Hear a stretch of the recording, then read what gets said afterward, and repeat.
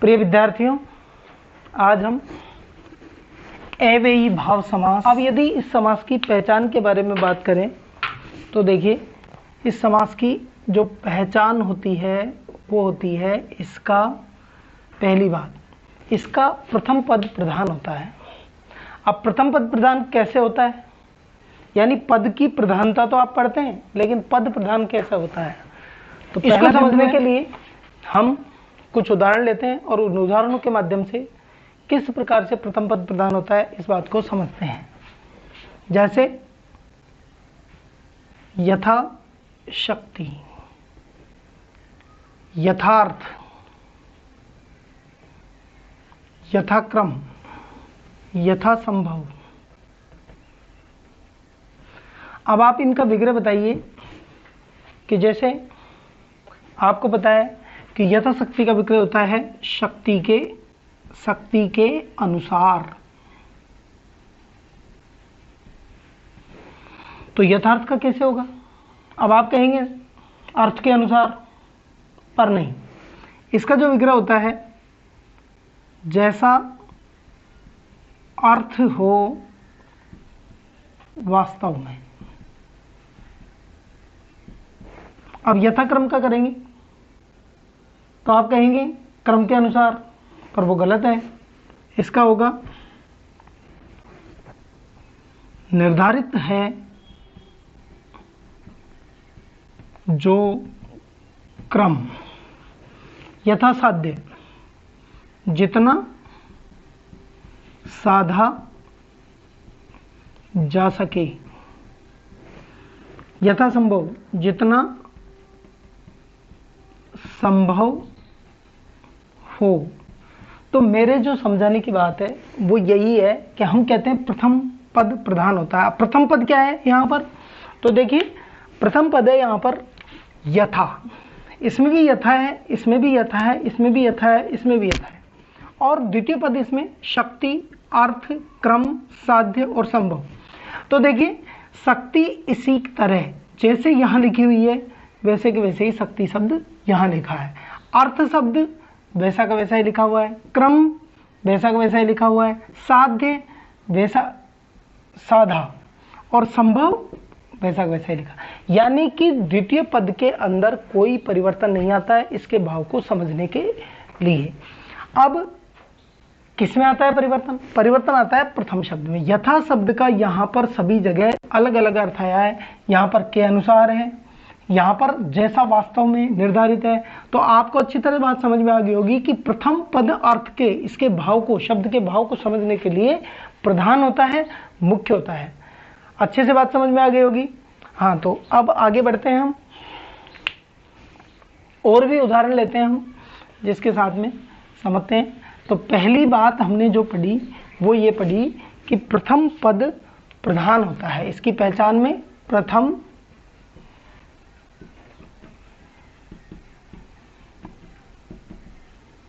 दूसरी बात हम इसमें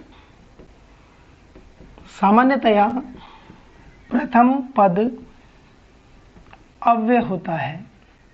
अब आपको बात समझ में आएगी कि अव्यय क्या होता है।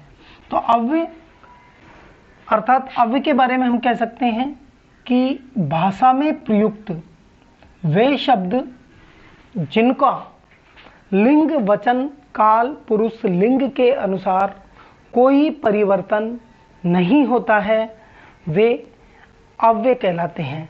न तो एक वचन में चेंज होते हैं, न बहुवचन में चेंज होते हैं, न पुल्लिंग में चेंज होते हैं, न स्त्रीलिंग में चेंज होते हैं। तो ऐसे बहुत सारे शब्दांश हैं, वो सभी अव्यय कहलाते हैं। तो देखिए, इनके अलावा उपसर्ग, सारे उपसर्ग अव्यय हैं, प्रत्यय, सारे प्रत्यय अव्यय हैं। और ये शब्द नहीं होकर शब्दांश होते हैं, और शब्दांश वे होते हैं जिनका स्वयं का कोई अर्थ नहीं होता है। जिस प्रकार के शब्दों के आगे वो जुड़ते हैं उनका उसी तरह का अर्थ हो जाता है। चलो, इनको तो हम दूसरे टॉपिक में पढ़ेंगे, पर आपको ये देखना कि सामान्यतया क्यों लिखा मैंने। तो सामान्यतया मैंने इसलिए लिखा है कि हमेशा ऐसा नहीं होता है कि प्रथम पद ही अव्यय होता है। जैसे एक उदाहरण लेते हैं हम, भर पेट। यदि इसको पूछे, इसका विग्रह होता है पेट भरकर, लेकिन यदि इसको पेट भर लिखकर पूछ लिया जाए तब भी अव्यय यहाँ तो पहले आया है, यहाँ बाद में आया है, तब भी इसमें अव्ययी भाव समास होगा, इसलिए मैंने सामान्यतः यह शब्द का प्रयोग किया है। चलिए अब इसको आगे चलते हैं, इसके और उदाहरण लेते हैं। तो अव्ययी भाव समास जो है उसको अध्ययन सुविधा से हम दो भागों में बांट सकते हैं। पहला जो आप पढ़ रहे हैं अव्ययी पद पूर्व, और दूसरा हम जो पढ़ते हैं वो पढ़ते हैं नाम पद पूर्व। तो इसको हम बारी बारी से समझेंगे कुछ उदाहरण लेकर, और उसको समझने के लिए हम उदाहरण लेते हैं।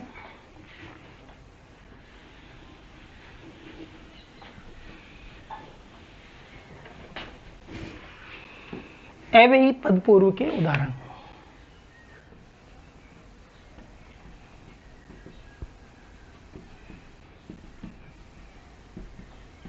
जैसे ही मैं बोर्ड में शब्द लिखता हूं आप उनका विग्रह करिए, फिर बाद में मैं बताऊंगा आपको। जैसे शब्द लिया हमने प्रत्यक्ष, आमरण, पहचान, निडर, आपाद मस्तक,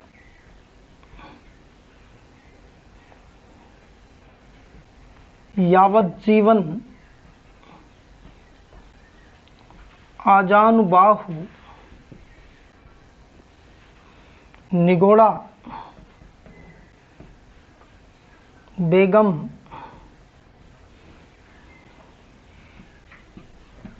निर्जल, दुस्तर, सावधान। तो देखिए प्रत्यक्ष अक्सी के आगे, इसी में एक शब्द और होता है जिसमें हमेशा गलती होती है, यहाँ लिख देता हूँ समक्ष। तो समक्ष का समास विग्रह होता है अक्षी के सामने। ये ध्यान रखना है आपको कि समक्ष यदि पूछा जाए तो अक्षी के सामने करना है, और प्रत्यक्ष पूछा जाए तो अक्षी के आगे करना है। आमरण तो विग्रह होगा मरण तक। बेचैन बिना चैन के। निडर बिना डर के। आपाद मस्तक यानी पाँव से मस्तिष्क तक। यावत जीवन जब तक जीवन हो। आजानुबाहु यानी जानू घुटनों से घुटनों तक लंबी भुजाएं। निगोड़ा यानी बिना घुटनों के। गोडा अपन कहते हैं ना गोडा, तो ये है घुटनों के। बेगम बिना गम के, इसीलिए इनको बेगम कहा जाता है कि किसी प्रकार का कोई गम नहीं होता है इनको, बिना गम के। निर्जल यानी बिना जल के। दुस्तर जिसे तैरना कठिन हो, दुस्तर हो। सावधान अवधान के साथ। निर्विकार बिना विकार के। दरअसल असल में। निरामिष बिना मांस के। तो इस प्रकार से आप समास विग्रह, और इनमें सभी में जैसे इसके अंदर प्रति उपसर्ग है, इसमें आ है, इसमें बे है, इसमें नी है, यानी आ यावत शब्द है, इसमें आ नी बे नी दुस से निर दर निर आदि उपसर्गों के कारण ये सब अव्यय हैं और इनमें अव्ययी भाव समास होगा। इसके अतिरिक्त हमें बात रखनी है, कुछ संख्यावाची शब्द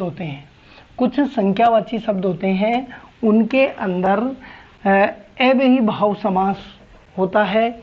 जैसे वे कौन से शब्द हैं? जैसे हम लिखते हैं 19, तो इसका विग्रह होगा 1 कम 20, इसका विग्रह। तो उन उपसर्ग है इसके अंदर। कौन सा उपसर्ग है? उन उपसर्ग है। जहां पर उपसर्ग होता है तो अव्ययी भाव समास होता है। इसी प्रकार और भी शब्द है 29, 39, 49, 59, 69, 79 आदि। ये शब्द सभी अव्ययी भाव समास के उदाहरण हैं, क्योंकि इनमें सब ये 1 कम 30, ये 1 कम 40, 1 कम 50, 1 कम 60, 1 कम 70, 1 कम 80। 89 इसमें नहीं आएगा, क्योंकि 89 शब्द का समास विग्रह होता है 9 और 80।